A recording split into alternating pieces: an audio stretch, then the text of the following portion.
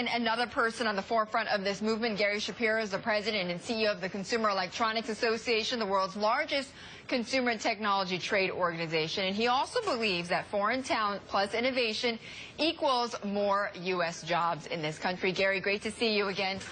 Tell me what your association particularly is doing on immigration. Well, we represent 2,000 of the leading technology companies in the United States, and I think we're united with the view that what we have to do to compete on a worldwide basis is make sure we get the best and the brightest.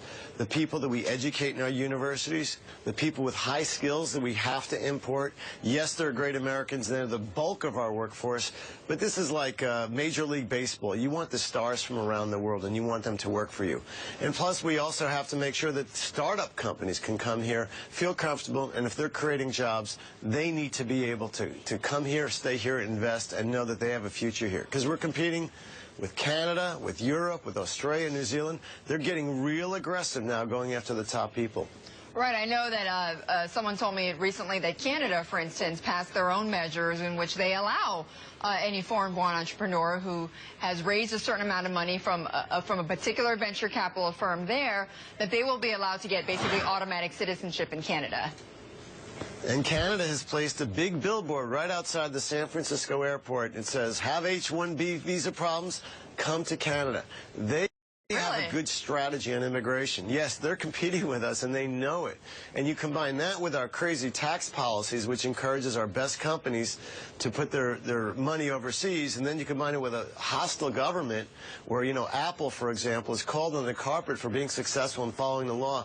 And you have a system right now which really doesn't encourage U.S. companies to be here and stay here. So Congress is recognizing that it has to be changed. Now, you know, it's interesting, Gary, because, I mean, tech companies and tech entrepreneurs have for many decades been behind the immigration push, and as we know, immigration reform has come to the fore and failed. What's different this time around in the tech universe? Have they just gotten more savvy learning about Washington? Is there just much more money behind this that tech entrepreneurs are putting?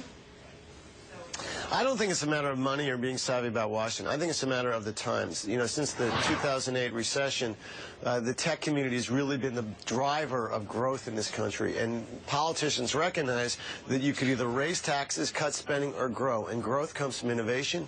Innovation comes from bright people, and we need the world's brightest. Certainly, the Republican loss at the presidential polls made a big difference, the changing demographics. They want to do something about immigration. President Obama has talked about it. The areas of agreement between the two parties is on high-tech immigration. Some of the other areas involving overall broader immigration is a little bit more contentious. But look, we're going to see a Senate bill on the floor, most likely, within 3 weeks. The House yesterday, Congressman Darrell Issa introduced legislation on highly skilled workers. It's going to get a hearing now in Judiciary Committee. Chairman Goodlatte was standing next to him. I was there, and that's something that's going to happen now in the House. If we can get a bill to conference and keep up this great momentum and understanding that we're competing with other countries, then I'm confident we'll get something through the Congress. Are you confident that all tech leaders feel the same way? I mean, aren't there some growing differences between the likes of Elon Musk, who we talked about yesterday, and Mark Zuckerberg? I mean, not everybody agrees in the same way about how they should push forward on immigration. Well, I think that there's an overall almost unanimous agreement in the tech community that we need to act on immigration. We need the best and the brightest here.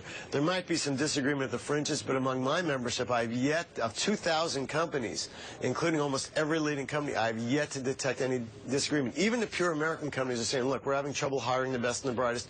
We need that here. We want to grow the economy. Every tech person that comes in from abroad is helping the society. They're creating new jobs for America, and it's a very important issue for our competitive future. It's our strategy, and we need to decide who we want here, who we have to have here.